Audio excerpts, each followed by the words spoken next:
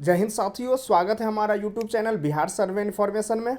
आपको पता होगा कि बिहार में एक ज़मीन संबंधित जो है सुधार करने के लिए एक कार्यक्रम चलाया जा रहा है और वो कार्यक्रम जो है राजस्व विभाग की तरफ से जो बिहार के उप मुख्यमंत्री विजय कुमार सिन्हा जी हैं उनके नेतृत्व में जो है ये बिहार के 38 जिलों में जो है वो संचालित किया जा रहा है, जिसमें है कि इसका शुभारंभ जो है 15 दिसंबर को पटना ज़िला से जो है स्टार्ट हो गया है। उसके बाद लखीसराय में हुआ है और आज के डेट में आपका भागलपुर में जो है ये निर्धारित है। इसमें है कि जैसे जैसे जिस जिला में ये कार्यक्रम निर्धारित होगा वो आपको 2 से 3 दिन या 1 सप्ताह पहले जो है विभाग की तरफ से जारी कर दिया जाता है कि किस दिनांक को जो है किस जिला में ये कार्यक्रम निर्धारित होना है।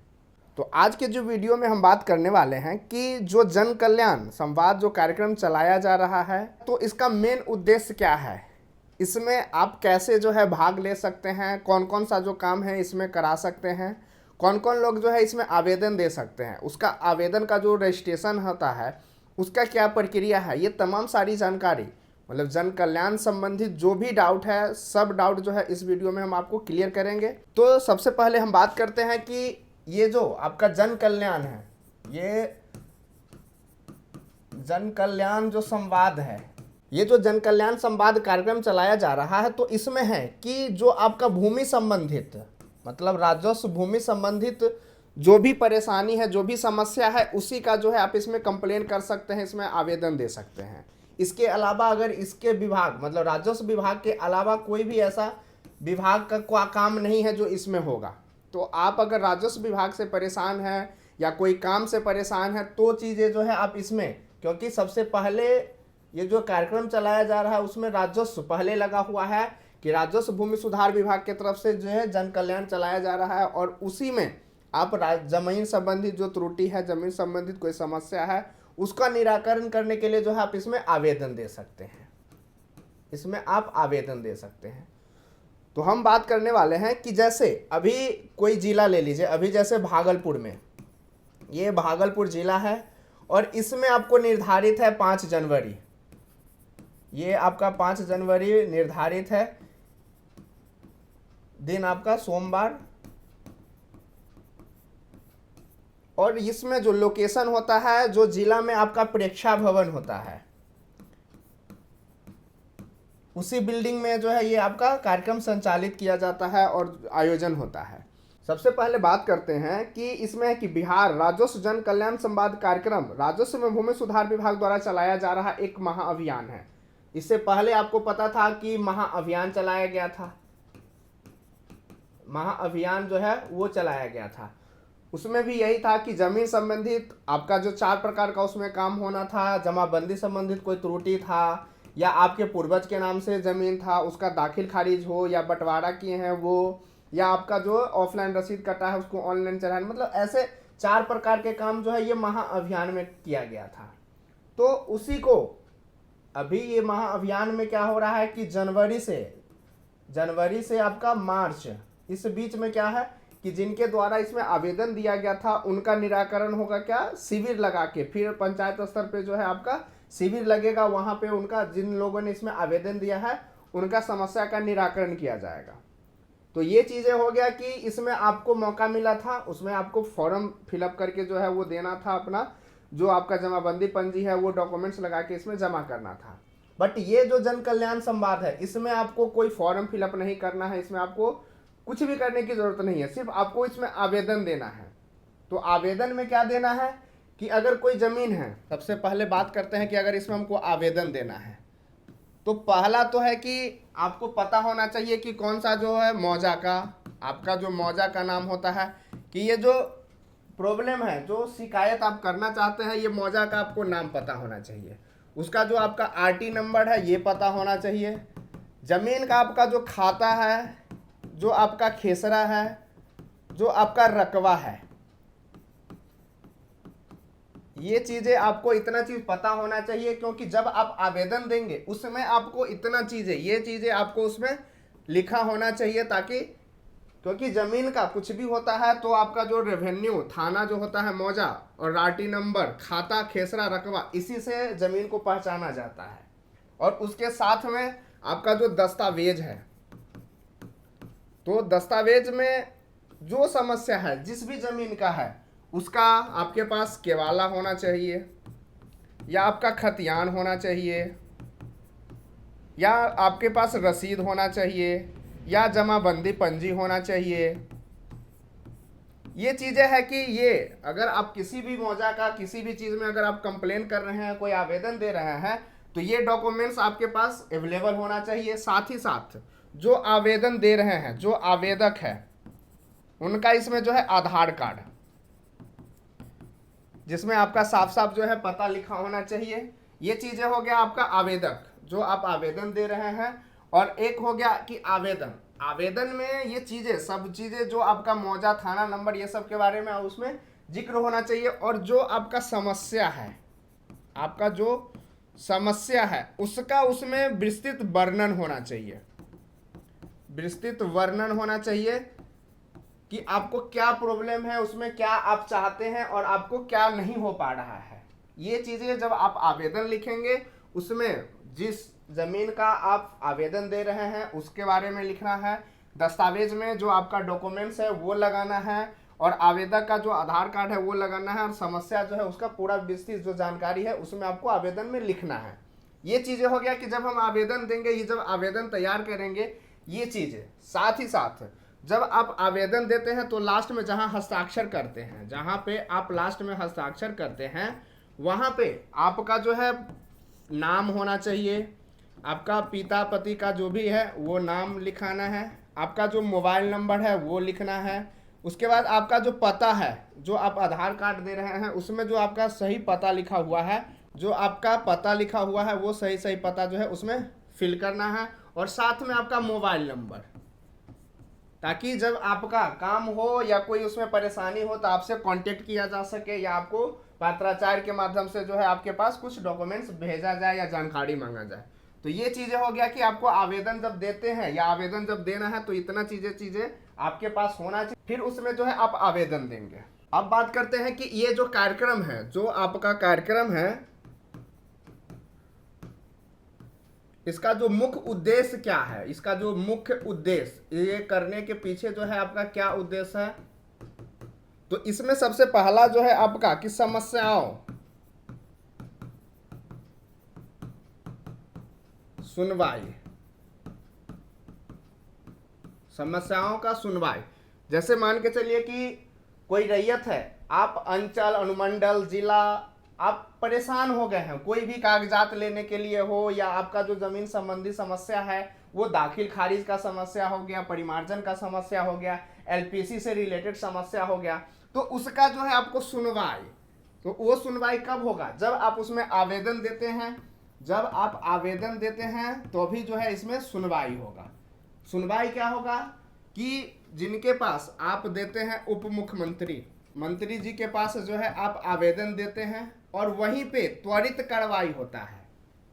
मतलब आपने आवेदन दिया, वो पढ़े, और वो जो पदाधिकारी है, जो आपके पदाधिकारी है, जो आपके रिलेटेड, उनको जो है तुरंत ऑर्डर दिया जाता है कि इसका जो काम है वो क्यों नहीं हुआ।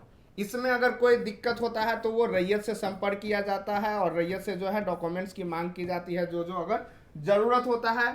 फिर उसके बाद आपका जो है समस्या का निराकरण किया जाता है। जैसे ही आपके पास आया, सब चीज़ करके आपका जो समस्या है वो सुना गया और उसका जो है निराकरण किया जाता है। तो इसका मेन उद्देश्य यही है कि जो रैयत है उनसे आप आवेदन दिए, उसके बाद आवेदन उप मुख्यमंत्री के द्वारा पदाधिकारी के पास गया और पदाधिकारी आपका जो कागजात है वो देखे, आपके जो समस्या है वो देखे और आपका निराकरण, जो समस्या है उसका निराकरण कर दिए।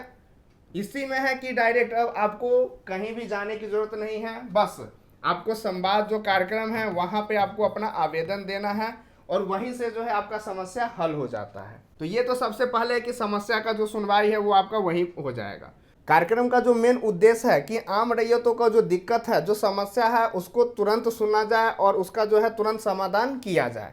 तो ये चीज़ें हो गया कि अगर ज़मीन संबंधित कोई भी समस्या है तो आप इसमें आवेदन दीजिएगा, आपका जो समस्या है उसका समाधान हो जाएगा। आपका जो इसमें है डिजिटीकरण, आपको पता होगा कि जितने भी डॉक्यूमेंट्स है राजस्व संबंधित जो डॉक्यूमेंट्स है वो लोग अंचल, ब्लॉक, अभिलेखागार इसमें लेने के लिए जो है परेशान होते हैं। क्या होते हैं? परेशान होते हैं कि हमको केवाला चाहिए, हमको खतियान चाहिए, या आपका जमाबंदी पंजी चाहिए।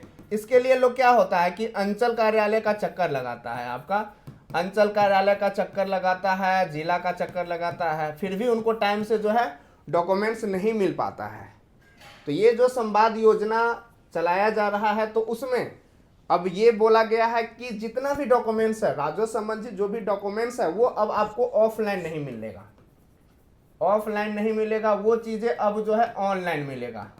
तो ऑनलाइन कहाँ से मिलेगा? तो भू अभिलेख राजस्व विभाग का साइट है, वहाँ पे जाके आप जो भी केवाला, खतियान, जमाबंदी पंजी, पर्चा, बहुत सारे जो डॉक्यूमेंट्स है जो राजस्व विभाग की तरफ से वहाँ अपलोड कर दिया गया है, वहाँ पे साइट पे डाला गया है, आप वहाँ जाके इसको जो है निकाल सकते हैं। और जब आप निकाल लेते हैं तो ये भी नहीं कि ये तो ऑनलाइन निकाला गया है तो ये कहीं मान्य है कि नहीं, कहीं दूसरे जगह अगर लगाएंगे जहाँ ज़रूरत हो तो वो मान्य होगा कि नहीं। तो इसका जो मान्यता है वो आपका 100% जो है ये मान्य होगा, ये विभाग की तरफ से जारी कर दिया गया है। तो अगर आप कोई भी डॉक्यूमेंट्स आपके पास नहीं है और आप लेना चाहते हैं तो आप आराम से भू अभिलेख साइट पे जाके आप इसको निकाल सकते हैं। अब बात करते हैं कि जैसे ये जन कल्याण इसमें आपको भाग कैसे लेना है। आप एक रैयत है, और आपके पास जो है जमीनी समस्या है, तो इसमें आपको भाग कैसे लेना है। तो सबसे पहले है कि ये जो जन कल्याण है ये आपको कार्यक्रम निर्धारित होता है कोई डेट में जो है आपको तारीख तय किया जाता है कि इस तारीख में इस जिला में जो है निर्धारित होगा। और जो जिला में निर्धारित होता है, जैसे ये जिला हो गया आपका, और इसमें आपको लोकेशन, स्थान के बारे में भी बता दिया जाता है कि कौन सा स्थान पे जो है ये निर्धारित हुआ है और किस तिथि को हुआ है या होना है, ये चीज़ें निर्धारित हो गया। अब इसमें है कि जिस तिथि को ये कभी भी जो कार्यक्रम स्टार्ट होता है वो आपको 11 बजे से स्टार्ट होता है, और ये 2 पाली में होता है, कभी भी ज़्यादातर 2 पाली में होता है। प्रथम पाली में क्या होता है? प्रथम पाली में होता है कि आपकी जो समस्या है, जो रैयत का समस्या है वो आपको 11 बजे से सुना जाता है, समस्या जो है वो सुना जाता है। और उसके बाद प्रथम पाली के बाद जो द्वितीय पाली होगा, ये द्वितीय पाली, उसमें जो है जो पदाधिकारी गण होते हैं उनके साथ में समीक्षात्मक जो है बैठक किया जाता है।